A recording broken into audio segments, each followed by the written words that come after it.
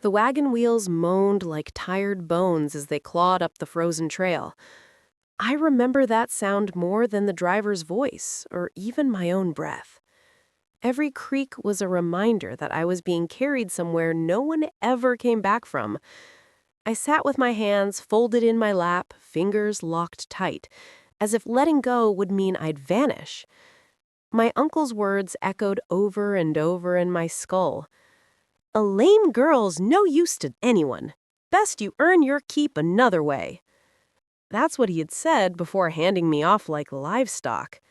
I didn't even get a goodbye. When the wagon finally stopped, the driver didn't meet my eyes. He just jerked his chin toward the dark line of pines ahead. "There's your new life, miss." His voice was rough, like the mountain wind.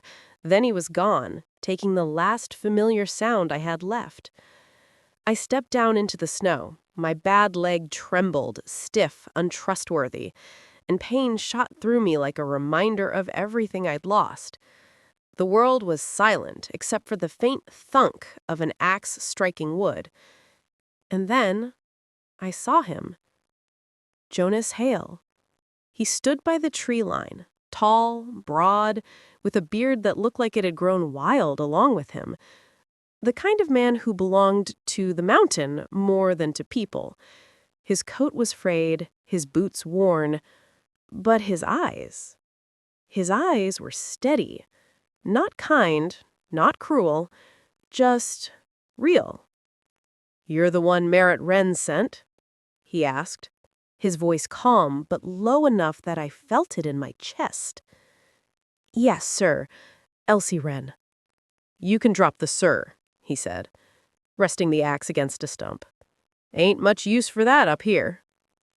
He studied me, not the limp, not the scar on my temple, but my face, my eyes, as if he was trying to read what the world had done to me.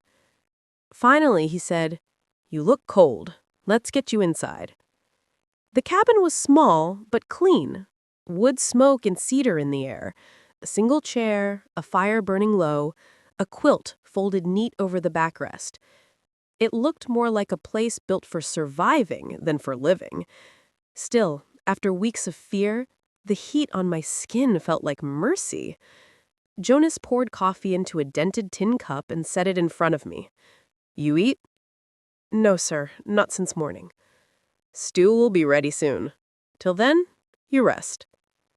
It wasn't much of a welcome, but it wasn't cruel either, and that alone made my heart ache. I tried to speak, to explain, to prove I wasn't useless. "I can work, Mr. Hale.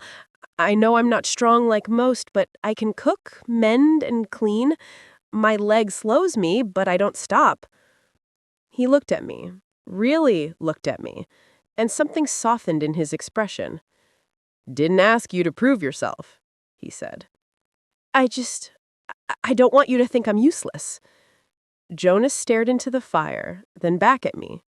His voice was quieter now. "I don't think that. Don't let other folks' words settle into your bones, Elsie. Once they do, they're hard to shake." The fire popped between us. I blinked fast because no one had spoken to me like that in years. That night, he showed me the small loft above the hearth. "You can sleep up here," he said. "Roof don't leak much. If you hear wolves, don't worry. They don't come close to the fire." "Thank you," I whispered. He nodded once and turned away. When he was gone, I sat on the edge of the bed, fingers tracing the stitches of the old quilt. It wasn't much, but it was warm, and for now, it was mine. Outside, snow drifted down soft and endless. I thought of my uncle's smirk when he'd taken those few silver coins. "You are lucky he'll take you," he'd said. I wanted to believe it, but luck had never been kind to me.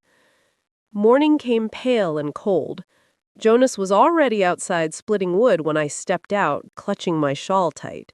The air bit my cheeks, but his axe swung steady, clean, like he was cutting through silence itself. He caught me watching and nodded. "You sleep all right?" "Yes," I said softly. "Good. There's chores if you're feeling up to it. Water barrels near the stream, chickens to feed." I can try. Trying's all I ever ask.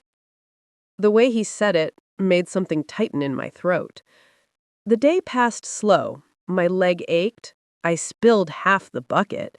And once I nearly fell into the snow. But I didn't stop. When Jonas offered a rest, I shook my head. If I stop now, I might not start again. He chuckled under his breath. You're stubborn. So I've been told. That small, shy smile I gave him, I think it surprised us both. By evening, the wind had started to howl through the pines. Jonas mended a broken latch near the door while I stirred the stew, the smell of meat and herbs filling the cabin. When I placed a bowl before him, he looked up. Mr. Hale, why did you take me in? My uncle said you needed help, but... He set his tools aside and said, Truth is, I wasn't sure what I needed. Cabin got too quiet. A man can only talk to his own shadow for so long. I smiled faintly. Then maybe we both needed somewhere to belong. He didn't answer, just gave a small nod and looked into the fire. That night, when I lay beneath the quilt, I listened to the wind batter the walls, but for the first time in years, I didn't feel afraid. The world had taken everything from me, but maybe, just maybe, the mountain was giving something back. By the third morning, the mountain had swallowed the world whole. Snow fell heavy, not in flakes but in sheets, thick as wool, blurring everything into one endless white. It was the kind of storm that didn't visit, it claimed. The pines bowed low under its weight, and even the air felt alive, whispering through the cracks in the cabin walls. Inside, I knelt near the fire, mending a basket of socks Jonas had torn on the woodpile. My fingers worked fast, muscle memory, not thought, but the silence around me pressed close. Every sound in that cabin carried meaning now. The scrape of his boots, the whistle of his breath, the hiss of the fire. You don't have to do all that, Jonas said behind me, setting down an armful of logs. Idle hands make me nervous, I murmured, eyes on the thread.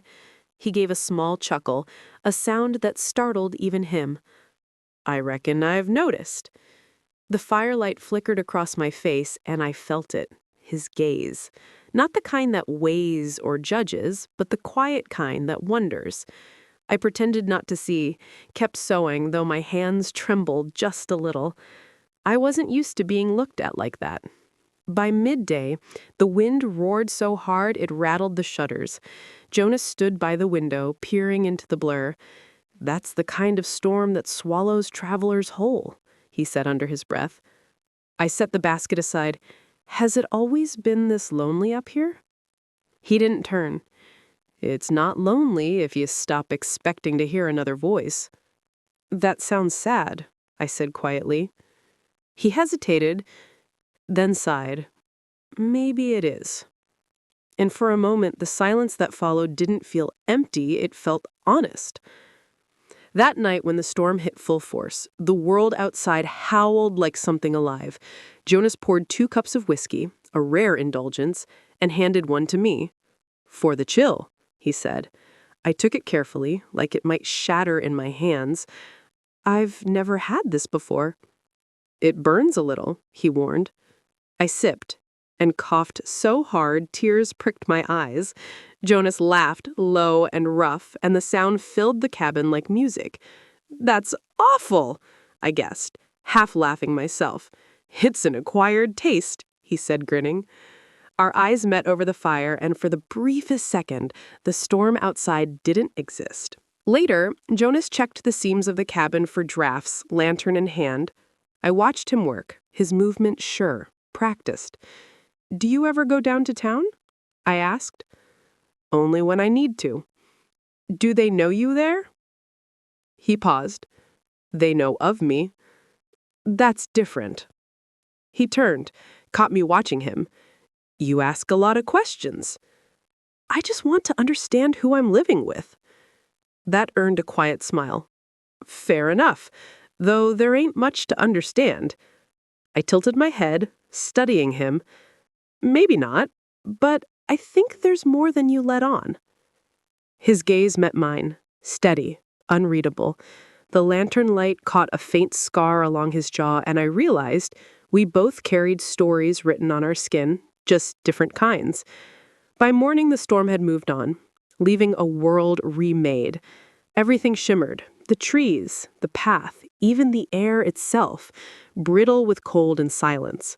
Jonas said he needed to check the fence line before it collapsed under snow. "Stay by the fire," he told me, pulling on his coat. "Don't wander. You can lose your way quick in this light." I nodded. But when he didn't return by dusk, my heart began to twist. Through the window, I saw a dark figure stumbling from the pines. I grabbed my shawl and rushed out. "Jonas!" He turned at my voice, snow crusting his beard, his hat rimmed with frost. "You shouldn't be out here." I didn't stop until I reached him and saw the blood on his glove. "It's nothing," he muttered, caught my hand on wire.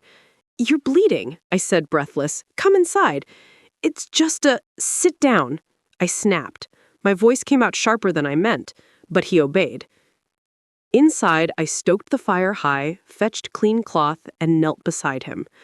My fingers trembled as I cleaned the wound, but my touch stayed steady. "You've done this before," he said softly. I nodded. "My mother taught me, before she—" I stopped. He didn't press, just watched. The flames painted his face gold and shadowed. When he finished wrapping my hand, he flexed it gently. "Neat work," he said. "You're good at this." I looked down. "I've had practice taking care of people who don't thank me." Jonas's expression changed. He said quietly, "Then I'll be the first. Thank you, Elsie." My throat tightened. "You're welcome," I whispered. That night something had shifted. I could feel it in the air, softer, closer. While he dozed in the chair by the fire, I sat in the glow, sewing his torn glove. His breathing was slow, deep. For the first time, I let myself look at him. Really look at him. He wasn't handsome the way storybooks told it, but there was something safe about him. Solid. Like the mountain itself. When he stirred, I pretended to focus on the needle. "You've been limping worse today," he said. "It aches when the cold's deep," I admitted. "Did your uncle ever tell you what caused it?" I froze. My fingers stilled. For a long time, I said nothing. Then, "He said it was my fault that I fell because I wasn't careful." He frowned. "And do you believe that?" My voice broke. "I used to." He didn't answer, just quietly put another log on the fire. "You rest now," he said. "Tomorrow we'll fetch water together. I'll make sure the path is safe." "You don't have to," I whispered. "I want to," he said simply.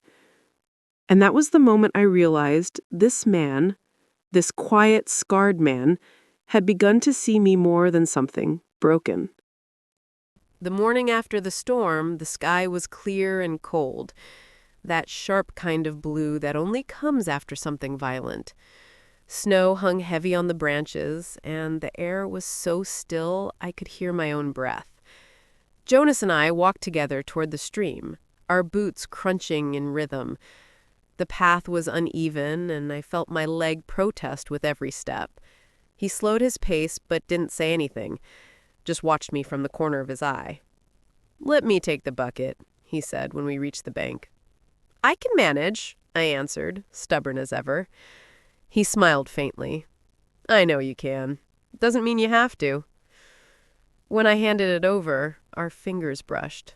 Just a second, a flicker of warmth in the frozen air, but it lingered.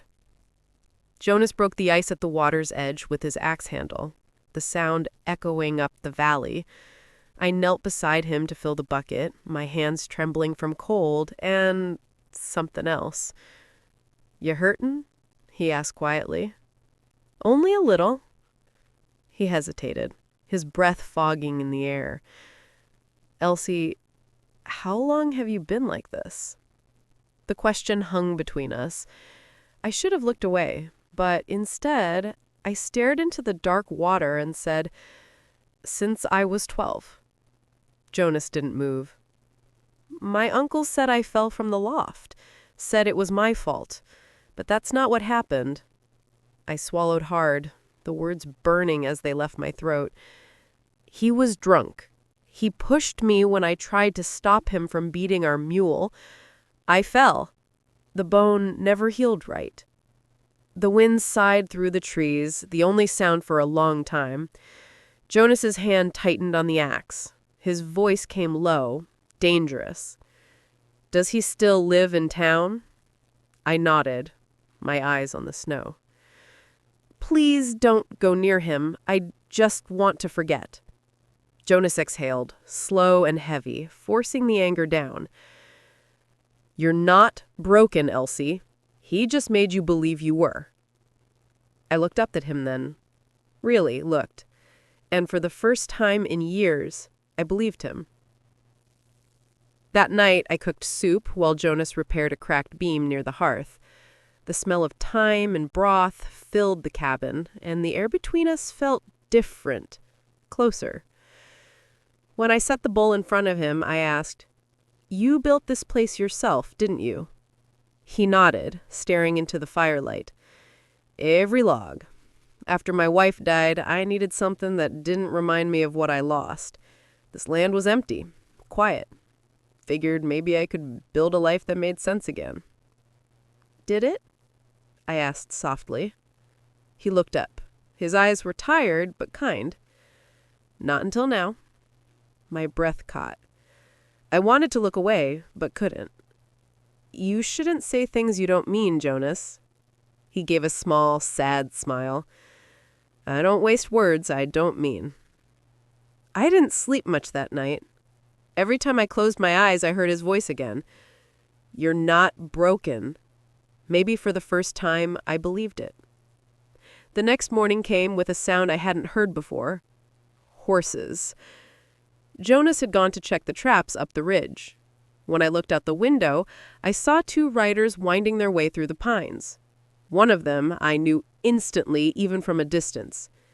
Curtis Yarrow, my uncle. Panic froze me where I stood. He shouldn't have found me. He shouldn't be here. By the time Jonas came back, the men were already in the clearing. He stopped at the sight of them, his jaw tightening. "You've come a long way," Jonas said, setting his rifle against a stump. "That girl in your cabin belongs to me," he said. "You bought her, didn't you? Contract said she was to marry you. You changed your mind? Fine, I'll take her back." Jonas's eyes hardened. "She doesn't belong to anyone." Curtis laughed. "You think you told you the truth? She's useless. Can't walk straight, can't cook worth a damn. Always been a burden. Thought maybe some fool mountain man would take pity." Jonas took a slow step forward. His voice dropped low. "Watch your words." The second man, a nervous clerk by the look of him, cleared his throat and held out an envelope. "Mr. Hale, I was told to deliver this. It got delayed in the storm." Jonas took it, broke the seal. It bore the county mark. Official. He unfolded the letter, read once, then again, his eyes darkening. It was an annulment notice. The sale my uncle had arranged had been voided 2 weeks ago. He had no legal claim. Jonas looked up. "You came here lying." Curtis sneered. "Paper don't change the truth. She's damaged goods. No one wants her." That was the last thing he said before Jonas's fist struck him square in the jaw. The sound cracked through the clearing like a rifle shot. Curtis hit the snow hard. Jonas stood over him, chest heaving. "You're done hurting her. You come near her again, and I'll bury you in the same ground you think you own." Curtis scrambled to his feet, blood in his beard, eyes full of rage, but one look at Jonas's face stopped him cold. He turned, stumbled to his horse, and didn't look back. When Jonas stepped into the cabin again, I was standing by the door. I'd seen everything. "He came for me, didn't he?" I whispered. Jonas nodded and held out the letter. "You're free now, Elsie. He can't touch you again." My hand shook as I read the words. For the first time in my life, freedom wasn't just a dream, it was written. "You shouldn't have risked that for me," I said softly. He shook his head. "I didn't risk anything I wasn't willing to lose." My chest ached at that. The room seemed to blur, firelight, snowlight, and something in his gaze I couldn't name. For the first time since I was 12, I let myself cry, not from pain, but from release. Jonas didn't move, didn't speak, he just let me be. And when I finally looked up, I found him still there, steady as ever. Outside, the snow fell silent again. Inside, for the first time, I wasn't afraid of what came next. The winter lingered long after the fight, but something in the air had changed. The silence in the cabin wasn't heavy anymore. It was alive. Every sound, from the crackle of the fire to the creak of the floorboards, seemed to hold a heartbeat. Days turned into weeks. Jonas and I fell into a rhythm, feeding the chickens, splitting wood, hauling water. It wasn't easy, but it was ours. He never brought up my uncle again, and I didn't ask about his wife. Some pains didn't need retelling. They just sat quietly between two people who understood. Sometimes, when I'd hum while sweeping the floor, I'd catch him watching me, not in pity, but in quiet wonder. Once he said, "You've got a way of making this place sound like it remembers laughter." And I didn't know how to answer that. By early spring, the snow began to retreat. The mountain turned from white to green, streams breaking loose from ice, trickling like laughter down the slopes. One morning, Jonas went to the ridge early, and I followed, slow but steady. He turned when he saw me, his coat dusted with frost. "You should have called out. The ground's still uneven." I smiled. "I was tired of staying by the hearth. I wanted to see what you see every morning." He glanced at the valley below, sunlight glinting on the river. "And what do you see?" I looked out, then at him. "Freedom." His breath caught. I saw it in the small lift of his shoulders. "You're free now," he said quietly. "Truly." "Yes," I whispered. "But freedom's strange, Jonas. You think it means running until you find someone who makes you want to stay."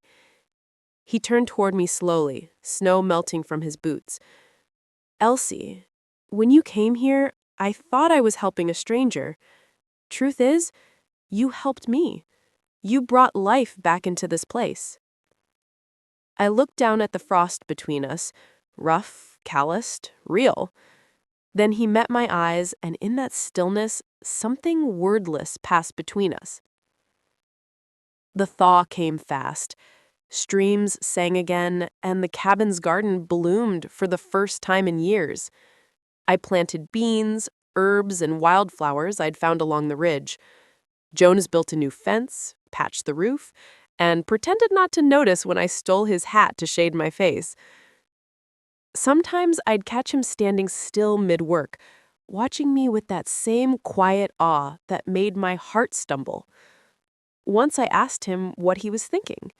He said that you were never meant to be anyone's burden, and I had to turn away before he saw the tears in my eyes. One evening, after supper, I sat near the window, brushing my hair by lamplight. Jonas sat by the fire, sharpening his knife. The glow caught on his face, lined, strong, kind. "Jonas," I said softly, setting the brush down, "do you ever think about what comes next?" He looked up. "You mean after spring?" "After all this, after me working here, after you patched that roof another dozen times." He set the knife aside and leaned forward, elbows on his knees. Elsie, this isn't just my place anymore. It's ours, if you want it to be. My heart stumbled. Ours? You've already built half of it with your hands, he said gently. You made it home again. Tears burned behind my eyes. Jonas, I don't know what I could give you. I can't promise a perfect life. He rose, slow and sure, and came to stand beside me. I don't need perfect, he said. I just need real. I need you. And for the first time, I didn't hold back. I stepped into his arms. His coat smelled of pine and smoke and something steady, something safe. He wrapped me close, his hand resting at the back of my head. We stayed that way a long time, the fire whispering between us, two souls once lost, now found in each other. Weeks later, a letter arrived by horseback. Another seal from the county. Jonas read it aloud. Curtis Yarrow had left town for good. No charges, no return expected. I took the letter from him, looked at it once, and then fed it to the fire. The edges curled and blackened, and the words turned to ash. He's gone, I said softly. Then that's the end of him, he replied, and the beginning of you. I looked up at him, my chest tight with something warm and wild. Maybe the beginning of us. He smiled, that quiet, deep smile that lived in his eyes more than his mouth. Yeah, he said. Us. Summer came to the mountains like a promise finally kept. The creek sang again, and wildflowers covered the fields in gold. My limp was lighter now, my steps still uneven, but stronger.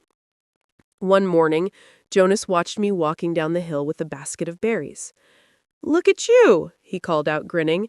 You're walking better than I do. I laughed. Maybe because you still limp when it rains? He chuckled. Guess we both have old wounds that never quite fade. Maybe that's all right, I said, handing him the basket. Maybe they remind us how far we've come. He reached for my hand as we walked back to the cabin. The sunlight spilled across the porch, warm and golden. You know, he said softly, when you first came here, I thought fate had made a mistake. I smiled. And now? He looked at me for a long moment. Now I know it brought you right on time. My heart fluttered. I leaned close and whispered, Then I'm glad I was late. He brushed a strand of hair from my face. No, Elsie, you were right on time for me. That evening, as the sun sank behind the ridge, we stood together on the porch, two shadows against the golden light. The mountain wind was soft, carrying the scent of pine and earth. And I realized then, love doesn't always arrive with perfection. Sometimes it limps, stumbles, and finds you when you least expect it. But when it does, it stays.